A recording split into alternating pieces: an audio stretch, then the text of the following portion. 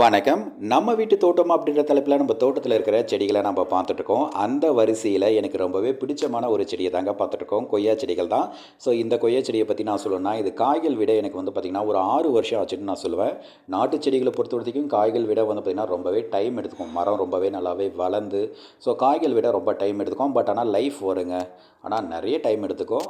So இப்ப காய்கள் வந்து பார்த்தீங்கன்னா விட்டுருக்கு. காய்கள் நெறைய கொத்து கொத்தா விடுங்க. ஸோ இதோட டேஸ்ட் வந்து பார்த்திங்கன்னா அவ்வளோ சூப்பராக இருக்கும். இது வந்து பார்த்திங்கன்னா ஒயிட் கொய்யா, நாட்டு ஒயிட் கொய்யா செடி.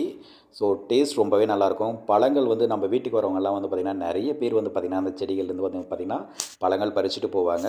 அண்ட் இதில் வந்து பார்த்திங்கன்னா நான் லாஸ்ட் இயர் வந்து பார்த்திங்கன்னா ஏர் போட்டு நான் நிறைய பேருக்கு வந்து பார்த்திங்கன்னா செடிகளும் நான் கொடுத்துருந்தேன்.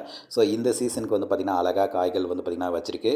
ஸோ இந்த மாதிரி நீங்கள் யாரெல்லாம் உங்களோட தோட்டத்தில் வந்து பார்த்திங்கன்னா கொய்யா செடிகள் வளர்க்குறீங்கன்றதை கமெண்ட்டில் சொல்லுங்கள். உங்களுக்கு நாட்டு கொய்யா செடிகள் வேணும்னாலும் ஸ்க்ரீன் தெரிய வாட்ஸ்அப் நம்பருக்கு வந்து பார்த்திங்கன்னா மெசேஜ் பண்ணுங்கள். வீடியோ பிடிச்சிருந்தா லைக் பண்ணுங்கள்.